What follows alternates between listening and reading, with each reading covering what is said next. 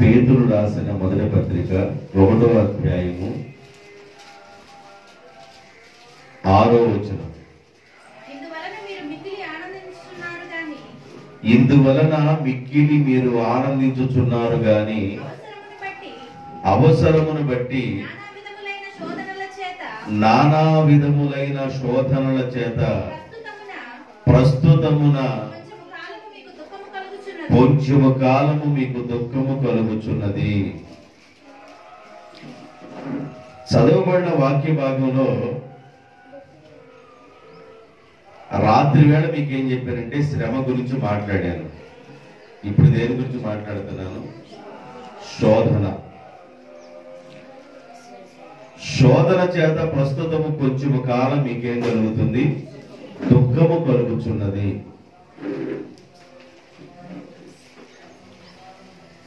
మనుషులకు శోధన ద్వారా ఏం కలుగుతుంది అంటే దుఃఖం కలుగుతుంది. అది ఎంతకాలం కలుగుతుందంటే కొద్ది కాలము. శోధనలు ప్రతి మానవునికి కొద్ది కాలం ఉంటాయి.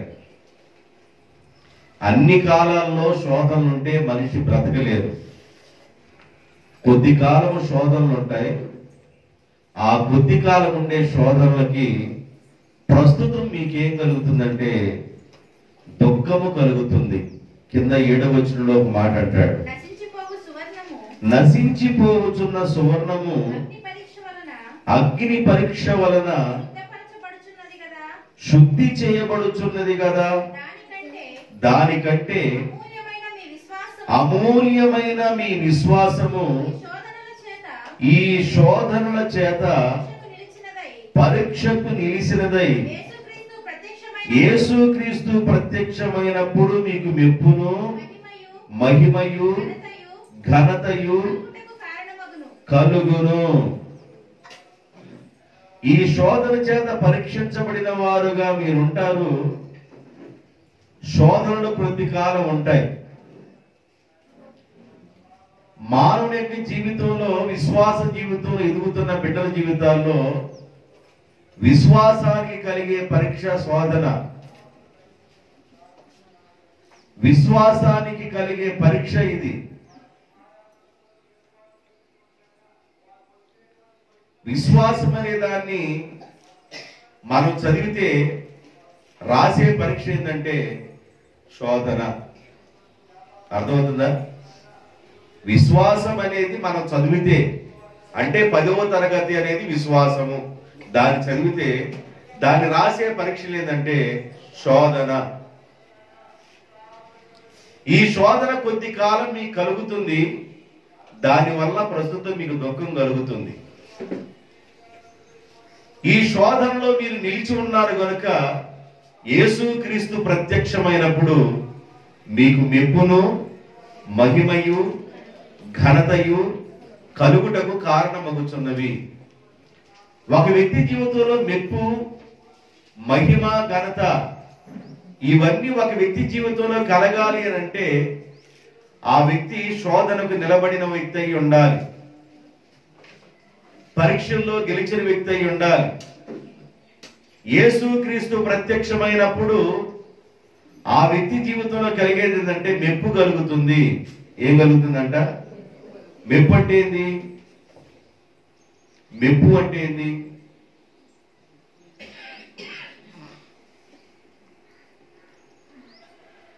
ఒలింపిక్ గేమ్స్ జరుగుతున్నాయి అనుకోండి. ప్రపంచవ్యాప్తంగా జరిగే ఒలింపిక్ గేమ్స్ జరుగుతుంటే బరుసులపాలెంలో ఉన్నవాళ్ళు ఒక్కళ్ళు రన్నింగ్కి వెళ్ళి గెలిచి వచ్చారనుకో,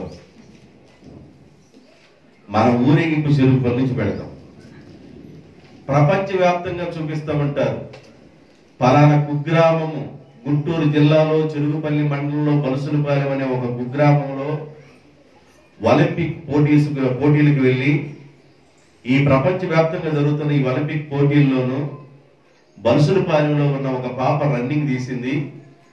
ఆమె అద్భుతమైన రన్నింగ్ తీసింది అనగలే అక్కడ కూర్చున్న వాళ్ళంతా సప్పలు పెడతా ఉంటే ఆ అమ్మాయి ఒకవేళ రన్నింగ్ లో గెలిచి ఇంటికి తిరిగి వస్తున్నప్పుడు చెరుకుపల్లి నుంచి మేళం పెట్టి ఆ మేళంతో డీజే పెట్టి డీజే ముందు ఊరేగుతూ గంతులు వేస్తూ ఇంటికి తీసుకుని బలుసులపాలెం తీసుకొని వస్తారు. దాన్ని ఏమంటారు? మెప్పు. దాన్ని ఏమంటారు? ప్రభు వల్ల మనకేం కలగాలంటే మెప్పు కలగాలి. యేసుక్రీస్తు ప్రత్యక్షమైనప్పుడు నువ్వు శోధనలకి నిలబడిన వ్యక్తివైతే, కొద్ది కాలం ఉండే శోధనలకి తట్టుకొని నిలబడాలి. మానవ జీవితంలో అన్ని రోజులు శోధనలు ఉండవు, అన్ని రోజులు పగలుండవు, అన్ని రోజులు రాత్రులు ఉండవు.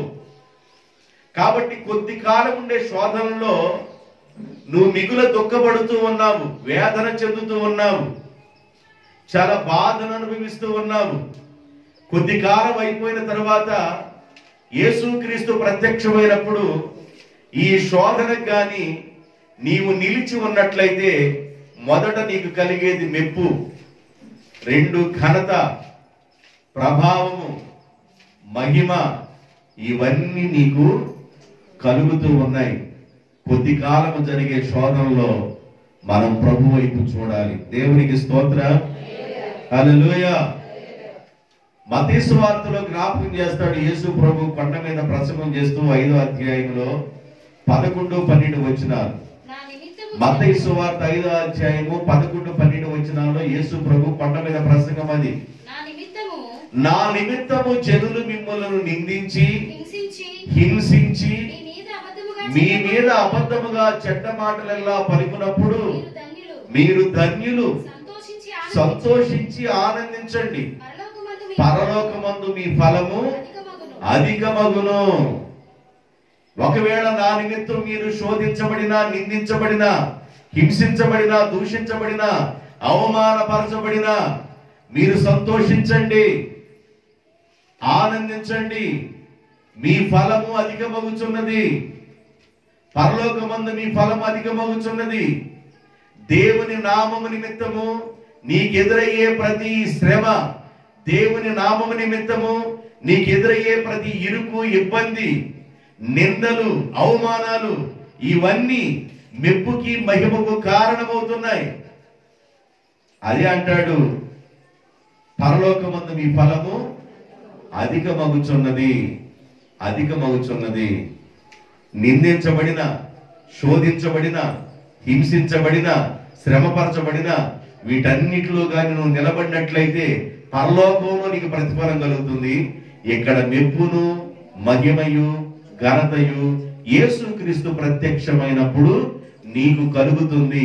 ఆ రోజున అందరి మధ్య నిన్ను నిలబెట్టి, బడా నమ్మకమైన మంచి దాసుడా, బడా నమ్మకమైన మంచి దాసురాలా, నువ్వెన్నో కష్టాలలో, ఎన్నో నిందలలో, ఎన్నో ఇరుకలలో, ఎన్నో ఇబ్బందులలో నీవు నా కొరకు నిలబడి ఉన్నావు గనుక, నీ పాదము తొట్టిల్లకుండా స్థిరముగా ఉన్నావు గనుక నా ద్వారా నీకేం కలుగుతుందంటే, ప్రజలందరూ చూస్తా ఉండగా నీ మెడలో పోదండేసి ప్రజలందరూ చూస్తా ఉండగా నిన్ను గాని ఘనపరిస్తే ఆ ఘనత వేరుగా ఉంటుంది దేవుని బిడ్డలారా.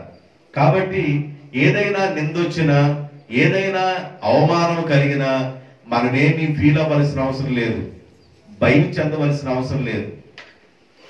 నిందలు వస్తాయి, అవమానాలు వస్తాయి, శ్రమలు వస్తాయి, శోధనలు వస్తాయి.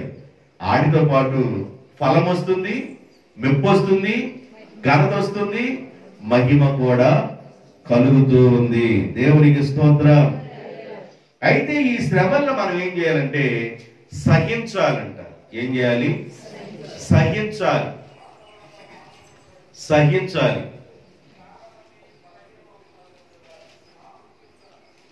మొత్తు లేకుండా కుట్లేస్తున్నారు అనుకోండి,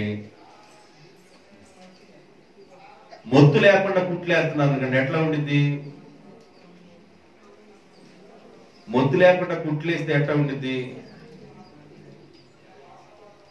ఆ రూమ్ అంతా రీసౌండ్ వచ్చింది కేకలతో. ఒక్కోసారి మొత్తు లేకుండానే కుట్లేసేటట్లుగా ఉంటాయి పరిస్థితులు. దాన్ని నువ్వు సహించని వ్యక్తివైతే, అంటే నేను ఎందుకు ఈ మాట అన్నానంటే, అలాగ ఉంటాయి నీ బాధ. నీ బాధ నాకు తెలియదు, నీ కష్టం నాకు తెలియదు, నువ్వెంత ఇబ్బంది పడుతున్నావు నాకు తెలియదు, ఎంత కష్టానికి ఓర్చుకుంటున్నావు నాకు తెలియదు, ఎన్ని నిందలు సహిస్తున్నావు నాకు తెలియదు, ఎన్ని అవమానాలు సహిస్తున్నావో నాకు తెలియదు, ఎంత కుమిలిపోతున్నావో నాకు తెలియదు, ఎంత బాధపడుతున్నావో నాకు తెలియదు. వీటన్నిటిని కానీ నువ్వు సహించగలిగినట్లయితే, తిమోతి రాసిన 2వ పత్రిక 2వ అధ్యాయం, తిమోతి రాసిన 2వ పత్రిక 2వ అధ్యాయం 12వ వచనం, సహించిన వారమైతే ఆయనతో కూడా ఏలుదము. సహించిన వారమైతే నీవు గాని నిందలను, అవమానాలను, శోధనలను, శ్రమకాలాన్ని, కష్టకాలాన్ని నీవు గాని సహించిన వ్యక్తివైతే ఆయనతో కూడా ఏలుదుము. మన దేవుడు యుగాయుగములు ఏలునట్లుగా నీవు కూడా ఏలుబడి చేసే వ్యక్తిగా ఉంటావు. నీవు కూడా ప్రభుత్వం చేసే వ్యక్తిగా ఉంటావు. దేవుడు నీకు ఒక ఆధిపత్యం ఇస్తాడు, దేవుడు నీకు ఒక అధికారం ఇస్తాడు. కనుక నీవు సహించే వ్యక్తిగా ఉండాలి. ఎలా ఉండాలంట? సహించాలి, ఓర్చుకోవాలి. కాస్త ఓర్చుకమ్మా, కాస్త ఓర్చుకమ్మా, కాస్త ఓర్చుకమ్మా, కాస్త ఓర్చుకమ్మా, కాస్త ఓర్చుకమ్మా. లేదమ్మా, ఈయంతో నేను పడలేనమ్మా, ఈయంతో నేను అసలు పడలేనమ్మా. కాస్త ఓర్చుకమ్మా, కాస్త ఓర్చుకమ్మా, కాస్త ఓర్చుకమ్మా. ఈ ఓర్చుకునే ఈ ఓర్పు కొద్ది కాలం తర్వాత ఎక్కడైతే నువ్వు కష్టపడ్డావో, ఎక్కడైతే బాధను అనుభవించావో అక్కడే సంతోషాన్ని అనుభవించడానికి దేవుడు నీకు సహాయం చేస్తాడు. అయితే నువ్వేం చేయాలంటే సహించాలి. ఏం చేయాలంట? కొంతమందికి టెంపర్ ఎక్కువ. టెంపర్ అంటే ఏంటంటే, టెంపర్ అంటే ఏంది? షార్ట్ టెంపర్ అంటే వెంటనే అట ఇట అంతే, కట్ అయిపోవాల్సిందే. అట ఇట అలా ఉండకూడదు, అలా ఉండకూడదు. మనము వయసులో ఎదుగుతున్న బిడ్డలు ఏదైనా పరిస్థితులు ఏదైనా ఎదుర్కొంటున్నప్పుడు అట్లాగమ్మా మనం అర్థమయ్యేటట్లుగా వాళ్ళకి చెప్పాలి. కొంచెం ఓర్చుకో, దేవుడు నీకు సహాయం చేస్తాడని నువ్వు అర్థమయ్యేటట్లుగా చెప్పాలి. మీకు ఒక ఎగ్జాంపుల్ చెప్తాను. మోషే ఉన్నాడు, మోషే భార్య ఉంది, మోషే బామ ఉన్నాడు. జాగ్రత్తగా వినాలి. ఈ మోషే ఉదయాన్నే లేచిన దగ్గర నుండి ప్రతి మనిషి యొక్క గొడవలు తీర్చడానికి వెళ్ళాలి. 6 లక్షల మందికి ఏదో ప్రతిరోజు 10 గొడవలు, ఒకవేళ 100 గొడవలు వస్తా ఉంటాయి. ఆ 100 మందికి, ఆ 90 మందికి, ఆ 80 మందికి, ఆ 70 మందికి, ఆ 50 మందికి న్యాయం తీర్చి వచ్చేదానికి బాగా పొద్దుపోయేది. మరలా ఉదయకాలం వెళ్ళిపోయేవాడు. ఇలాగా జరుగుతా ఉన్న రోజుల్లో వాళ్ళ భార్య ఏమనుకుందంటే, నా భర్త నన్ను పట్టించుకోవటం లేదు, జనాలే ఎక్కువైపోయారు నా భర్తకి, కుటుంబంతో నా భర్తకి పని లేదు, బిడ్డలతో పని లేదు, మేమేమైపోయినా పర్లేదు, బయట ప్రజలకి న్యాయం తీర్చడానికి వెళుతున్నాడు. తన బాధను ఎవరికి చెప్పుకోవాలో తెలియక ఆ మోషే భార్య ఇల్లు వదిలి వాళ్ళ పుట్టింటికి వెళ్ళిపోయింది. వాళ్ళ పుట్టింటికి వెళ్ళింది. వాళ్ళ నాన్నకి చెప్పి బోర్న ఏడ్చింది. అట్లా జరుగుతుందమ్మా. కొడుతున్నాడమ్మా? లేదండి. లేదు నాన్న. తిడుతున్నాడమ్మా? లేదు నాన్న. హింసిస్తున్నాడమ్మా? లేదు నాన్న. అట్ల కాలేసి వాత పెడుతున్నాడమ్మా? లేదు నాన్న. మరి ఏం లేకపోతే ఏం జరుగుతుంది? ఏమి లేదు, నన్ను పట్టించుకోవటంలా. ఉదయాన్నే వెళుతున్నాడు, సాయంకాలానికి వస్తున్నాడు, మేము నిద్ర లేకపోతే మళ్ళీ వెళ్తున్నాడు, నిద్రపోయిన తర్వాత వస్తున్నాడు. అసలు మా కుటుంబం కానీ పిల్లలు కానీ అది పట్టించుకోవట్లేదు. ఏం చేస్తున్నాడమ్మా? ఒకసారి వెళ్దాం పద అని తన కూతురుని తీసుకొని, బిడ్డని మనవని తీసుకొని, పరదేశిని తీసుకొని ఇంటికి వచ్చారు. ఇంటికి వచ్చి అల్లుడు మొక్కను పట్టుకొని, నువ్వు అట్టాటోడురా, ఎట్టాటోడురా, అందుకే నెట్టగా అయిపోయావురా, అంత సన్నగా అయిపోయావురా, అన్ని పొళ్ళీకి పోయినీరా, కళ్ళు లొట్ల పడుతున్నాయిరా అని మామ ఇష్టం వచ్చినట్టు తిట్లా. ఆగేడు. కూతురు చెప్పిన మాటకి తండ్రికి ఎవరికైనా కోపం వచ్చింది. కోపళ్ళ, తెలివి కలిగిన తండ్రి కోపళ్ళ. కాస్త నిదానించి ఆగాడు. ఈయన కూడా పడుకున్నాడు ఇంట్లో. తెల్లారిపాటికి వెళ్ళిపోయాడు. ఏం చేస్తున్నాడని పరిశీలన చేయడానికి వెళితే ప్రజలందరూ ఆయన దగ్గరికి వచ్చి, గొడవలాడుకున్న ప్రజలందరూ ఆయన దగ్గరికి వచ్చి న్యాయాన్ని చెప్పించుకొని వెడతా ఉన్నారు. ఒకళ్ళు వెళ్ళారు, ఇద్దరు, ముగ్గురు, నలుగురు, 5, 6 లక్షల మందిలో ఒక 100 గొడవలు ఏదో ప్రతిరోజు అవుతానే ఉన్నాయి. వాళ్ళందరికి న్యాయం తీరుస్తున్నాడు, వస్తున్నాడు. ఏమైనా తప్పు చేస్తాడంటే తప్పు చేయలే, అన్ని ఆలోచన చేశాడు. కూతురు చూస్తుంటే బాధపడుతుంది, అల్లుడు చూస్తుంటే ఇబ్బంది పడుతున్నాడు. ఈ పరిస్థితిని అర్థం చేసుకున్నాడు. అర్థం చేసుకున్న మామగా నిలబడిన వ్యక్తి కొన్ని రోజులు ఆ ఇంటి దగ్గర ఉన్న తర్వాత ఇక ఇంటికి వెళదాము అనుకునే పరిస్థితుల్లో వాళ్ళ అల్లుడిని పిలిచి ఒక మాట చెప్పాడు. అల్లుడా, నువ్వు బాధపడనంటే ఒక మాట చెప్తానన్నాడు. చెప్పండి మామగారు అన్నాడు. ఎందుకంటే మామంటే చాలా గౌరవం ఎక్కువ ఆయనకి. ఎందుకంటే మామ కూడా అల్లుడిని అలాగే చూస్తాడు, అల్లుడు కూడా మామను కూడా అలాగే చూస్తారు. వాళ్ళిద్దరు ఎదురుపడినప్పుడు వాటేసుకున్నారు, చాలా ప్రేమగా ఉన్నారు. దేవుని బిడ్డలారా, ఇప్పుడు మామ అంటున్నాడు, నేను ఒక సలహా చెప్తాను, వింటావా అంటే చెప్పు మామగారు అన్నాడు. ఏమి లేదయ్యా, నువ్వు ప్రతిరోజు వెళ్ళిపోయి మనుషులకు న్యాయం తీర్చి వాడు గొడవలు, వాడు తగాదాలన్నింటినీ సమకూర్చి వాళ్ళ గొడవల నుంచి విడిపించి వాళ్ళకి న్యాయం చేసి వస్తున్నావు, మంచిదేను. ఈ 6 లక్షల మందికి నువ్వు ఒక్కడవే ఉంటే తక్కువ కాలంలో చచ్చిపోతావయ్యా. కాబట్టి నేను ఒక సలహా చెప్తాను, 1000 మందికి ఒక న్యాయాధిపతిని పెట్టు, 500 మందికి ఒకళ్ళని పెట్టు, 100 మందికి ఒకళ్ళని పెట్టు, 50 మందికి ఒకళ్ళని పెట్టు, 10 మందికి ఒకళ్ళని పెట్టు. అప్పుడు 1000 మంది దగ్గర జరిగిన ఆ వాదన తీర్చబడకపోతే 500 మంది దగ్గరికి వస్తారు. వారి దగ్గర కూడా లేకపోతే ఇలాగా ఒకరి తర్వాత ఒకళ్ళు వస్తారు. ఫైనల్లో నీ దగ్గరికి వస్తారు. ఈ అన్ని న్యాయం జరగనప్పుడు ఫైనల్ గా నీ దగ్గరికి వచ్చిన జడ్జిమెంట్ మాత్రమే నువ్వు తీర్చు. అప్పుడు నువ్వు క్షేమంగా ఉంటావు, నీ భార్య, నీ కుమారుడు, నీ కుటుంబం కూడా క్షేమంగా ఉండిద్ది, నీకు ఆరోగ్యం కూడా మంచిగా ఉండిద్ది అని చెబితే ఇదేదో బాగుంది అని మామగారి యొక్క మాట విన్నాడు. దేవునికి స్తోత్రం.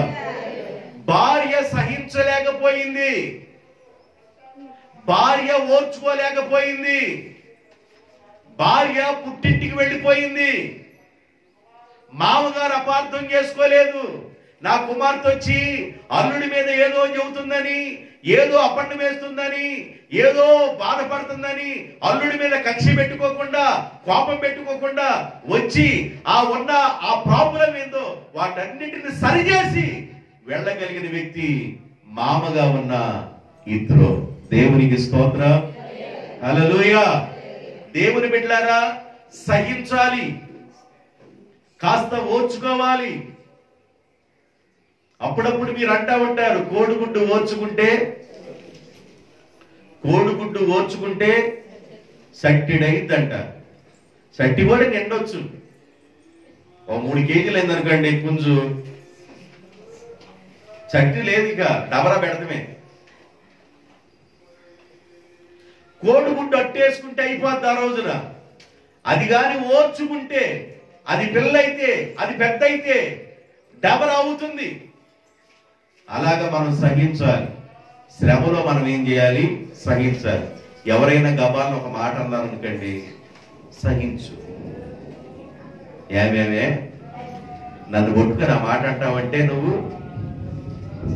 నీకెట్టా కనపడుతున్నానే, తప్పరదానే మీరనే అయ్యాగా. నేను అంటలేదమ్మా, మీరనే చెబుతున్నా. నేను ఏమంటారు, దాని మీనింగ్ కూడా నాకు తెలియదు. తప్పరంటే ఏదో నాకు తెలియదు. తప్పరదానే అని మనం ఏం చేస్తామంటే మన నోటికి ఏదొస్తే ఆ మాటని వాడేస్తాం. కానీ దేవుని బిడ్డలారా, కాస్త కానీ సహించుకున్నట్లయితే, దేవుడు నీ పక్షాన్ని నిలబడితే నీ ముఖము పైకెత్తుకునేటట్లుగా దేవుడు చేస్తాడు. దేవునికి స్తోత్రం. హల్లెలూయా. సహించిన వారమైతే శోధనలను, కష్టాలను, నిందలను, వీటన్నిటిని సహించిన వ్యక్తివైతే ఆయనతో కూడా ఏలుదువు. హెబ్రీయులకు రాసిన పత్రిక 10వ అధ్యాయము 34వ వచనం. హెబ్రీయులకు రాసిన పత్రిక 10వ అధ్యాయము 34వ వచనం. చదవండి అమ్మా. మీరు ఖైదీలో ఉన్న వారిని కరుణించి మీకు మరీ శ్రేష్టమైనదియు స్థిరమైనదియునైనా స్వాస్థ్యము ఉన్నదని ఎరిగి మీ ఆస్తిని కోల్పోవుటకు సంతోషముగా ఒప్పుకొనుచున్నారు. మీ ఆస్తి కూడా కోల్పోవటానికి ఒప్పుకొనుచున్నారు. దేనికోసం?